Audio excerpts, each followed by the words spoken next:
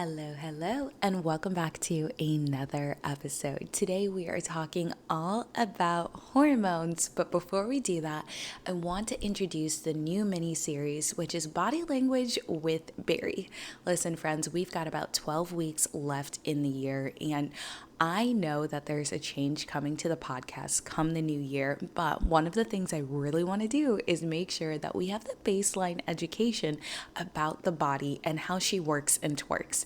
So with that being said, over the next 12 weeks, we are going to delve into the 3 key pillars of optimizing your flow, but each week, we're going to break down a different aspect of the pillars. So the first pillar of Optimize Your Flow, which is my brand, in case you didn't know, my business, my baby, right, is fertility awareness education. The second pillar is lifestyle integration. So this is learning how to take the information that I educate you on and integrating it into your life, right? Tangible tips, tools, and tactics to really help you optimize your life in sync with your cycle. And the last pillar is optimization. And if you know anything about me, you know I love efficiency, but I love practicality. And so optimization is where efficiency and practicality are really going to meet to help you really create that new lifestyle that you want that is going to be fully optimized in sync with your cycle. That's what we're going for. Now, with that being said, I want to break down why we're calling it body language. Listen, I don't know if y'all know this about me. I feel like most of you don't know this, but I love languages. I actually speak 2 other languages. I'm completely fluent in German and I have conversational fluency in Arabic. I would say it's kind of very broken, but it's enough to get me from point A to point B, you know? So with that being said, I've always had this knack for languages. And when you think about it, our body can't talk back to us. Our thoughts are in our head, but our body physically can't speak. However, our posture can tell us a lot. Our symptoms can tell us a lot. If we're really hungry, our growling stomachs can tell us a lot. And so I've taken my passion for language and really fused it with my knowledge of holistic health to create this little mini series for you to help you understand your body and the language of your body even more. Now, that actually takes us to today's episode topic, which is hormones. Now, listen. If I could say the one word that is probably thrown around more than anything, especially in the health space, is hormones, or more specifically, hormonal imbalance, or the phrase, I'm balancing my hormones. And, I reached out to the girls, a part of the Hot Girl Health Challenge, because I noticed a lot of them were talking about balancing their hormones. And I was like, do you know what this actually means or how to do this? And the general consensus was like, we know the phrase and we know it has something to do with health, but beyond that, what's going on?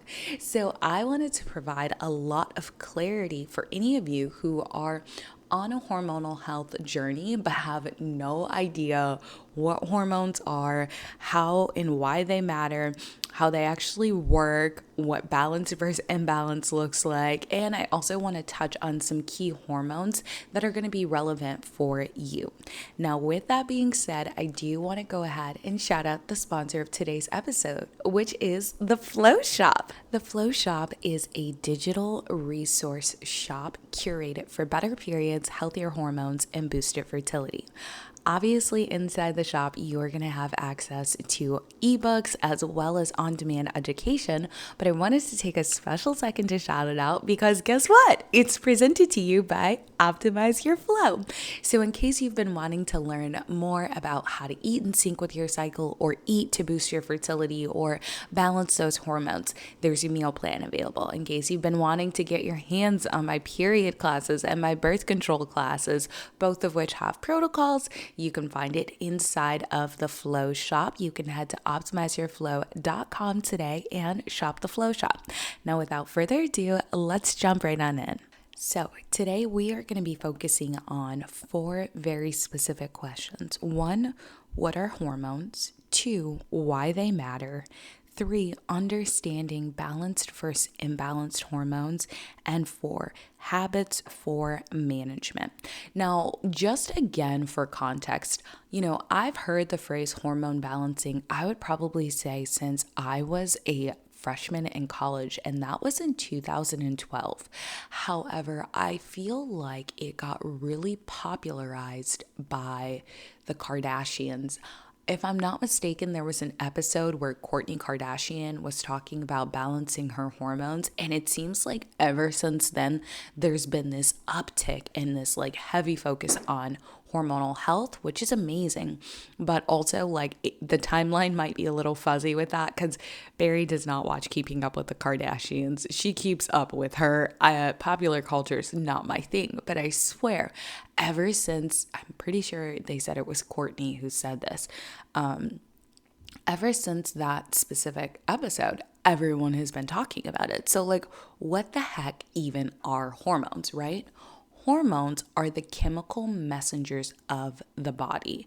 They are literally how your body, and more specifically, how organs and glands communicate with each other. So they are the language. They are actually the drama. And that's why they matter. Because the slightest change in hormones, the slightest fluctuation in hormones can actually change the functionality of different glands and organs in the body. And your hormones are literally just the body's communication system. There's no other way to explain it. Now, I want to take a moment to talk about balanced versus imbalanced hormones and what that actually means. And as I'm doing this, I want to tell you a quick story. So one of the girls in the Hot Girl Health Challenge was saying that she's a medical assistant and she actually works for an OBGYN who specializes in hormone replacement therapy. And this girl looks at lab reports all day, but even she's kind of like, what is hormonal balance? So Barry's going to go ahead and put on her board certified integrative health practitioner hat and explain balance versus imbalance. So essentially, imbalanced hormones are hormones that do not fall within a normal range. So you have low, normal, and average on a lab report, right? And usually you would want someone to fall within this normal range. And as long as they fall within that normal range, most people would say oh, those hormones are pretty balanced. But in the event that it's skewed too far to the low end or too far to the right end, that's considered imbalance. So I want you to take a moment and just visualize this. And if you are actually somewhere where you can write something down, I want you to draw this out. I want you to draw a straight line across your paper horizontally, okay? And then I want you at the end of each line to just draw a vertical line, like a little marker, right? And then you want one on the end of each point of the line. So from the start to the finish, I guess, the beginning to the end. I don't know why this is so hard. And then I want you to draw one in the middle. Now I want you to draw another line just under it that looks really similar, right? But instead of the line in the middle being directly in the middle, I want you to draw one kind of maybe a few centimeters away from it, right? So it's no longer in the middle. Now I want you to draw another line, okay? Horizontal. And I want you to skew your middle line to the right, okay? Now, the reason I'm having you do this is because oftentimes when somebody is looking at lab reports, what you will notice is a low range, a normal or average range, and then a high range. And if the hormones are imbalanced enough, you will actually notice markers all over the place. And those markers are an indication of this hormonal imbalance. However, if somebody has fairly balanced hormones, what you'll actually notice is the markers are pretty much all down the middle, or just maybe 1 or 2 points, or let's just say 1 or 2 centimeters away from the middle point. Now you might be thinking, well, Barry, how do I know what my hormones are like? How do I know? One of the things I encourage my clients to do is if they're working with me and they've paid for labs, we do the labs. But in the event they're like, hey, I would actually like to do it with my like OBGYN or my primary care physician because, my insurance will cover it, which it's hit or miss with insurance. Some insurance will cover, some won't. Then I say no problem. I have them go through the lab testing with their PCP or OBGYN. Now, oftentimes what they'll do is they will talk to their OBGYN and their primary care physician, which is the PCP I keep mentioning, and they will get some information that says everything is fine. You're balanced. You're good to go. But then when they talk to me, I'm like, okay, well, let's look at them. And what I've noticed is they are technically within this normal range, right? But we're not trying to be normal. We're trying to be optimal. When you're my client, whether you're my client, you're my student, whatever it is, we're focusing on optimal. So to get into that optimal range, what we try to do is make sure those hormones are all pretty much in a straight line level-wise and in the middle of the normal zone. That's usually what we will do. And the reason we try to get it in the middle is because that is the average and that should be the baseline. If it's too far to the left but still in the normal range, or too far to the right but still in normal range, that could actually mean like one little fluctuation and they could be imbalanced, right? So we try to be like dead in the center. And I take them through a simple calculation of averaging things out to figure out what would be like ideal. But this is going to vary based off of like, 1, what kind of labs you're getting done, 2, where you're at in your cycle, and then 3, just like who you're working with, right? So that's what I do with my clients. So imbalanced hormones are going to look, if you have labs, they're going to look all over the place, but you're also going to feel all over the place. So oftentimes you can notice that your hormones are imbalanced based off of the symptoms, based off of the fatigue, the hormonal acne, the brain fog, the lack of mental clarity, the moodiness, the irritation, the anxiety. All of those things are actually symptoms of a hormonal imbalance. Even if you have a heavy bleed, right? A heavy flow can be a symptom of hormonal imbalance. There's so many different things, right? The bloating, the cramping, the migraines, all of those things are symptoms, right, of a hormonal imbalance. But once you learn what your body is actually needing at a baseline, then you're able to actually begin to balance your hormones. So if you're somebody who is in a position where maybe you've had labs done and like you don't understand what they're saying, or you didn't like the answer you got from your doctor, send me an email, book a session with me, and I would be happy to support you, right? But also, if you're somebody who's just like, I couldn't actually get the labs done because my insurance didn't like cover it, but I know something's wrong. I know something's up.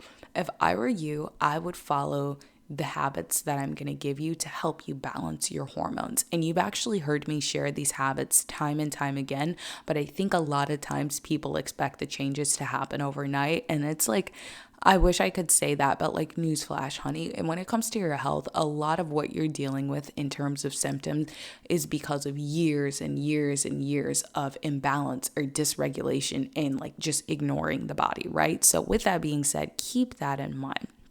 So I hope that visual kind of gives you all like, the perspective that you need as to what's balanced versus imbalanced, and like also just kind of naming a few of the symptoms. Like these honestly could just keep going on, but I don't have the energetic capacity to go through the entire list of symptoms straight up.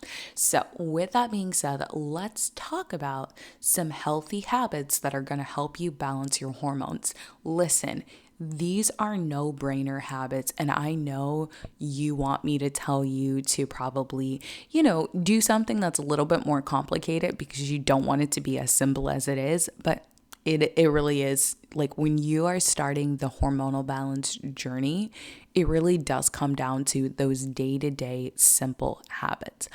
I am a big fan of testing and not guessing, but I also like to be realistic and admit the fact that like stool testing, urine testing, all the different tests available, it's not easy.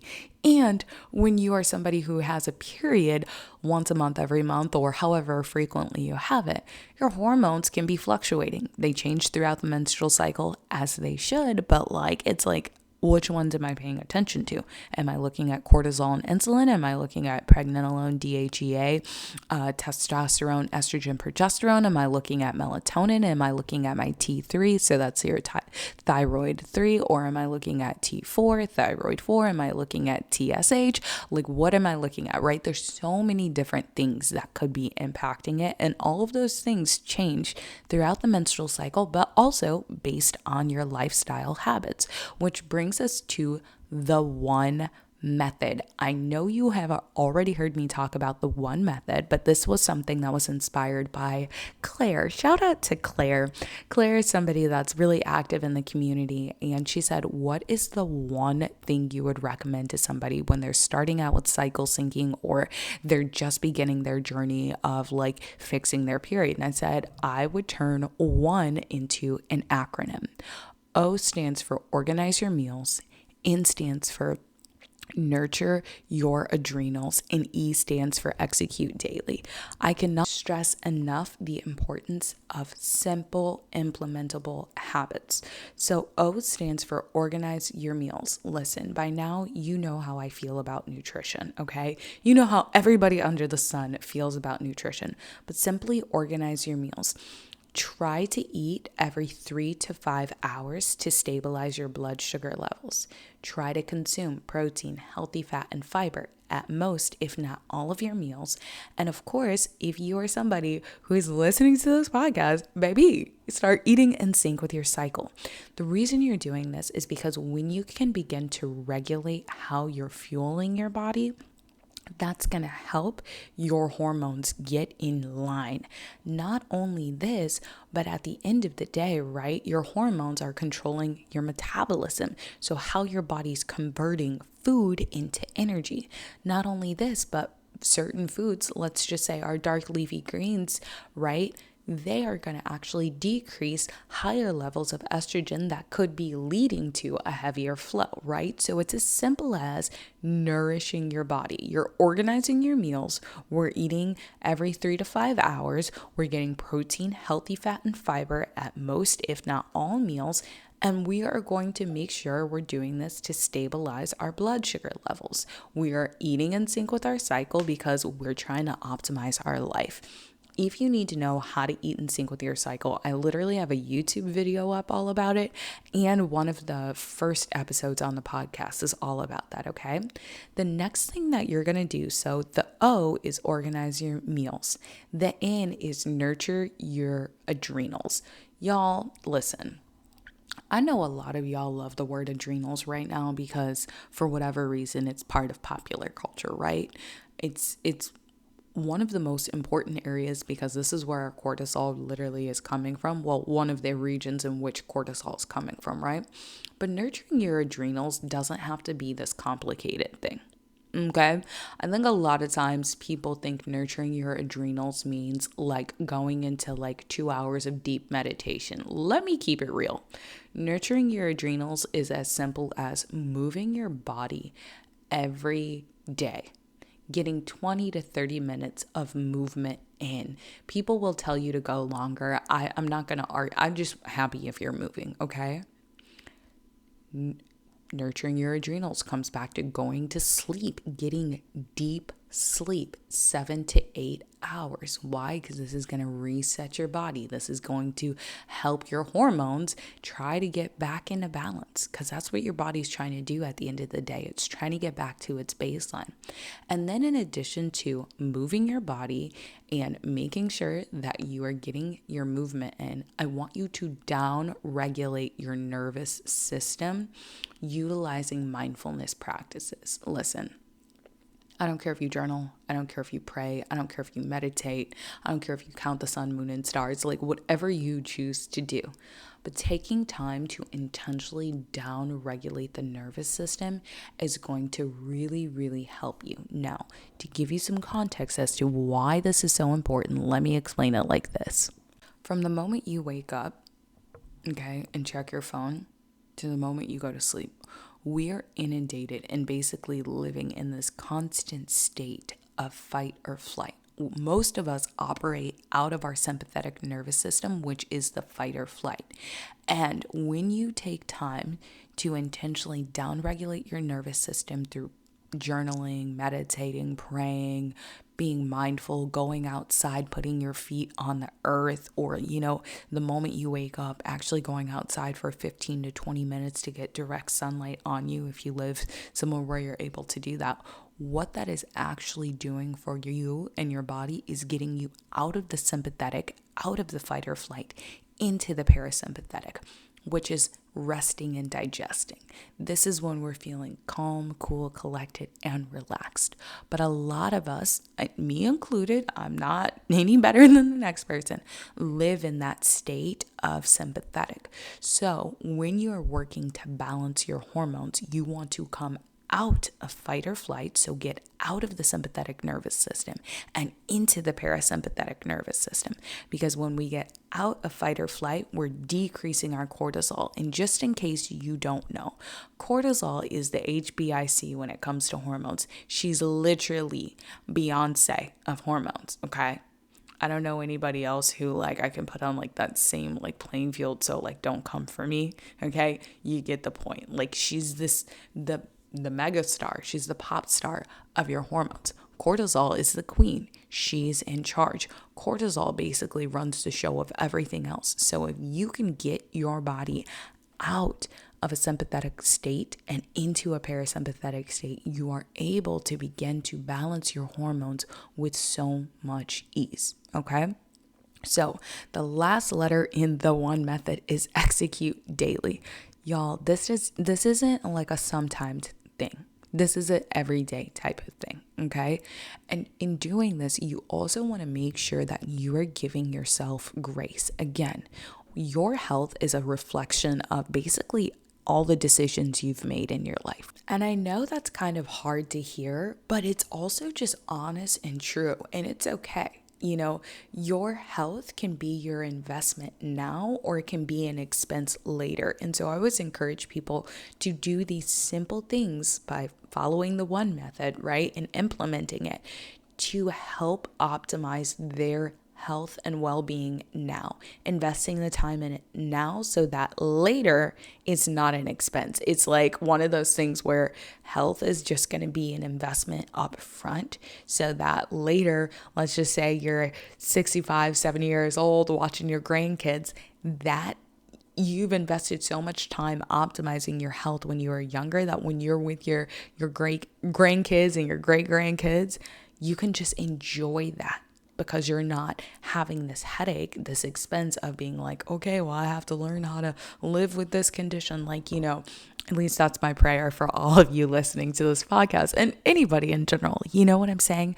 So when it comes to understanding your hormones, what hormones are important, which ones are not important, I actually ran through the ones that I think are the most important casually in this episode. But if you want to know more about your hormones, I would definitely recommend that you just send me a DM, because I'd be more than happy to do a hormone masterclass for you all to really delve into these deeper and understand what your body is doing. So with that being said, I want to recap what we talked about today. First, we talked about what hormones are. We talked about why they matter. We also touched on understanding balanced versus imbalanced hormones. And we talked about just a simple method, right? A simple habit, okay, to help you actually balance your hormones. Now, with that being said, I think I'm going to do a part 2 episode where I'm just sitting down answering your questions about hormones. If that sounds like something you would love for me to do before we delve into the other episodes, a part of the Body Language with Barry series, please reach out to me on Instagram. You can DM at BarryOnLBarry, or you can DM at Optimize Your Flow. And I also want to say thank you to today's sponsor, The Flow Shop. You can head to optimizeyourflow.com and really get on track with better periods, healthier hormones, and boosted fertility naturally. As always, I am sending you big love and flowy vibes, and I'll talk to you soon.